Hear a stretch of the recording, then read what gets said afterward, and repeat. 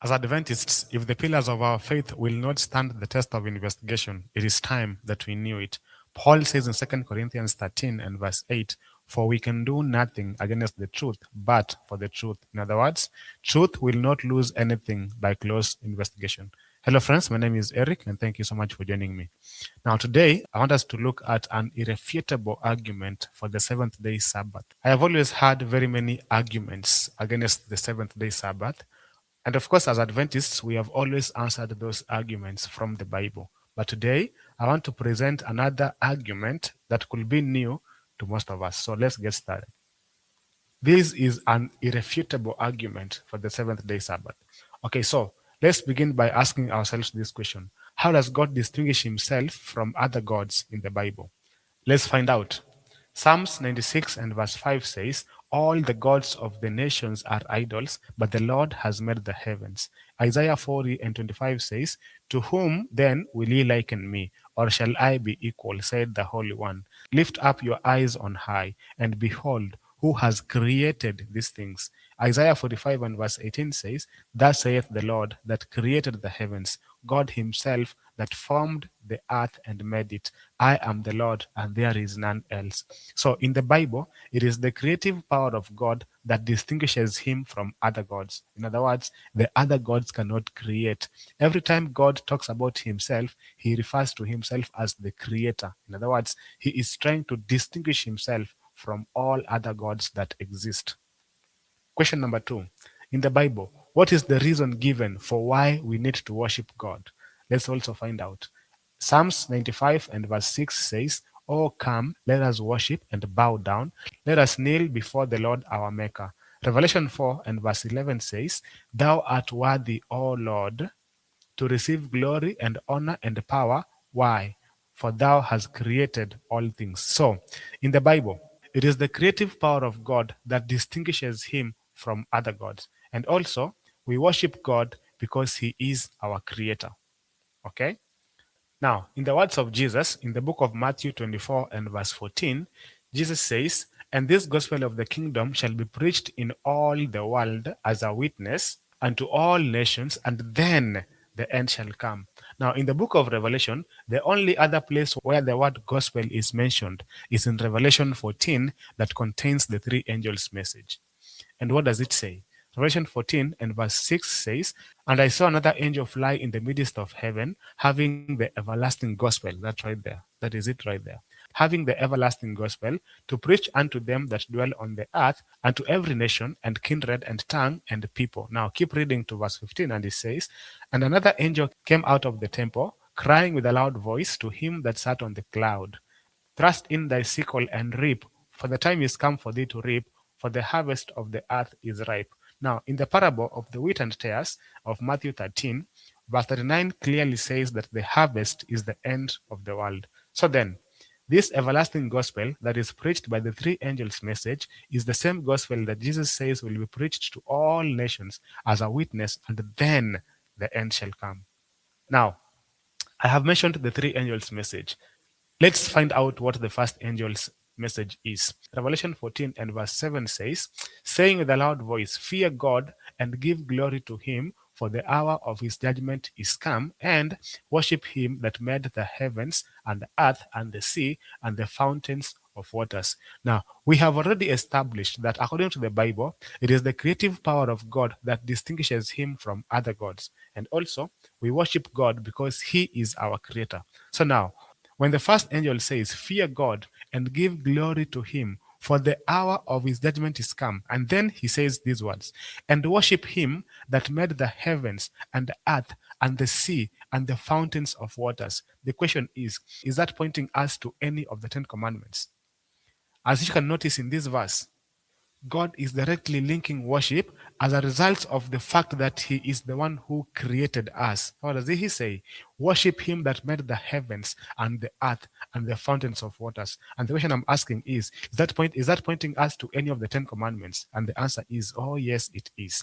And what commandment is that? The fourth commandment that is found in Exodus 20 from verse 8. The Bible says this: "Remember the Sabbath day to keep it holy. 6 days shall thou labor and do thy work." Verse 10 says, But the seventh day is the Sabbath of the Lord thy God. In it thou shalt not do any work, thou, nor thy son, nor thy daughter, nor thy manservant, nor thy maidservant, nor thy cattle, nor the stranger that is within thy gates. Then verse 11 says these important words. For in 6 days the Lord made the heaven and the earth, the sea, and all that is in them, and rested the seventh day. Wherefore the Lord blessed the Sabbath day and hallowed it. In the Bible, we have already established that it is the creative power of God that distinguishes God from other gods. And also, we worship God. Why? Because He is our creator. The fourth commandment is directly linking those two things together. Why is God asking us to remember the Sabbath day to keep it holy? Because He says in 6 days He created everything. In other words, for as long as God is our creator, we are supposed to worship Him. And how do we worship Him? By keeping the Sabbath day holy. That is the way that God expects us to worship Him, because in the fourth commandment, He has directly linked the Sabbath to the reason why we need to worship Him, and also the reason why He is the only God who can create. All other gods cannot create. And so, the everlasting gospel, which is to be preached to all the nations for the end to come, calls men to worship God, and that worship is directly linked to the fourth commandment, as we have seen. So now, the importance of the Sabbath as the memorial of creation is that it keeps ever present the true reason why worship is due to God. And why is worship due to God, like we have mentioned before?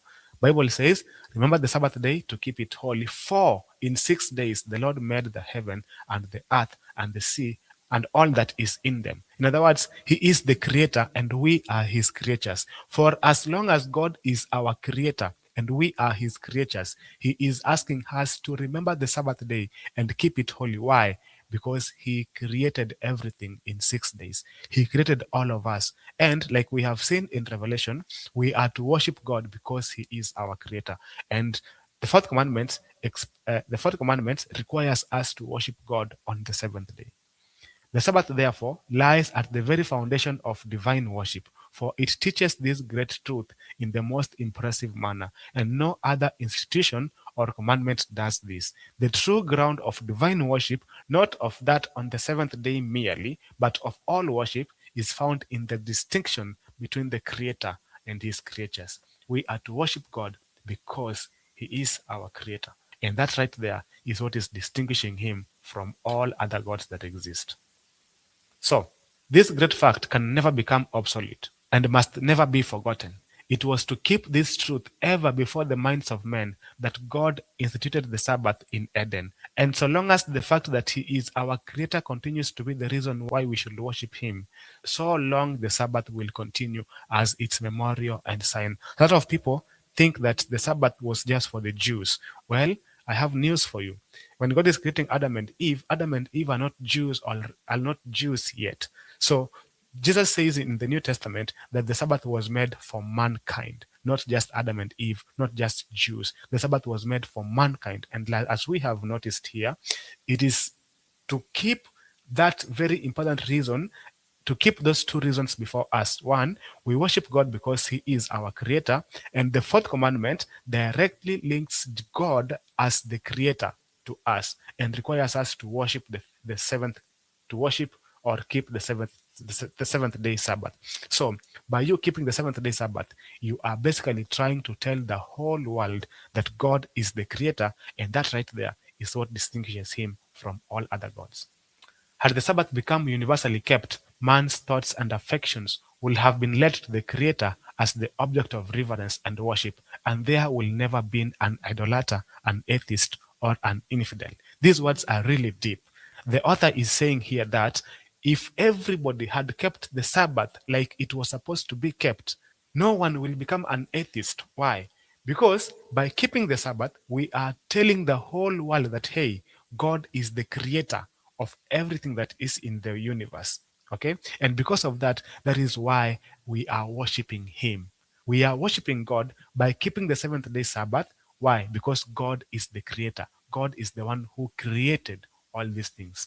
Now, In Exodus 31 and verse 12 to 18, God gives Moses the Ten Commandments, but sees the need to repeat one commandment. It is the only commandment that points to him as the creator. In other words, if you take out the Sabbath commandment, you will not know who the commandments belong to. Now, something else. In the Lord's Prayer, Jesus teaches us how to pray. So Luke chapter 11 and verse 2 says, "And he said unto them, When you pray, say, Our Father which art in heaven, hallowed be thy name, thy kingdom come." And then he says, "Thy will be done on earth as it is in heaven." Have you ever asked yourself what this will of God is? Let us find out. Psalms chapter 40 and verse 8 says, "I delight to do thy will, O my God, yea, thy law is within my heart." As you can notice in this verse, David is associating the will of God with the law of God being in my heart. Now, a more clearer verse is 1 Thessalonians chapter 4 and verse 3. What does it say? "For this is the will of God, even your sanctification." I need these words to sink in clearly. We have said that Jesus is praying for his disciples, and he tells us that when we pray, we are to pray that thy will be done here on earth. And we are asking the question this way: what is this will of God? Bible tells us, Paul tells us, "For this is the will of God, even your sanctification, that ye should abstain from fornication." Now, this is very interesting because in Ezekiel chapter 20 and verse 12, God says this: "Moreover, also, I gave them my Sabbaths to be a sign between me and them, that they might know that I am the Lord that sanctifies them." Do you see something very interesting here? So, the will of God is our sanctification, and God commands us to keep the Sabbath that we may know that He is the one who sanctifies us. And guess what? Sanctification is a lifetime process. It will not end until Christ comes back and we are glorified to be just like him. The keeping of the Sabbath is a sign of loyalty to the true God, him that made heaven and earth and the sea and the fountains of waters. And this also distinguishes him from other gods. So now the question is, do you worship God? Do you keep the Sabbath? You cannot worship God without keeping the Sabbath. The Sabbath commandment points to God as our creator, and the evidence of his creative power distinguishes him from other gods. Now, in Isaiah chapter 66 and verse 22, the Bible tells us that even in heaven, we will still be keeping the Sabbath. And so, for me, this right here is an irrefutable argument for the Sabbath. And what argument is that? We worship God because he is our creator, and it is his creative power that distinguishes him from other gods. Now, the fourth commandment directly links the seventh day Sabbath to worship. And why do we worship God? We worship God because he is our creator. And so, as long as we are keeping the Sabbath, we are basically telling the whole world that God is the creator. And so, if you're not keeping the Sabbath, then I don't know who you are worshiping. Because the first angel's message says, "Worship him that made the heavens and the earth." And we have said before, the first angel is linking worship to the fourth commandment. And so, for as long as God is our creator, we are to keep the seventh day Sabbath. I know, together with all the other arguments that we have presented as Adventists for the Sabbath, this right here is the irrefutable argument for the Sabbath. I hope that God blesses you, and please continue subscribing because we have more studies coming your way. Blessings be upon you.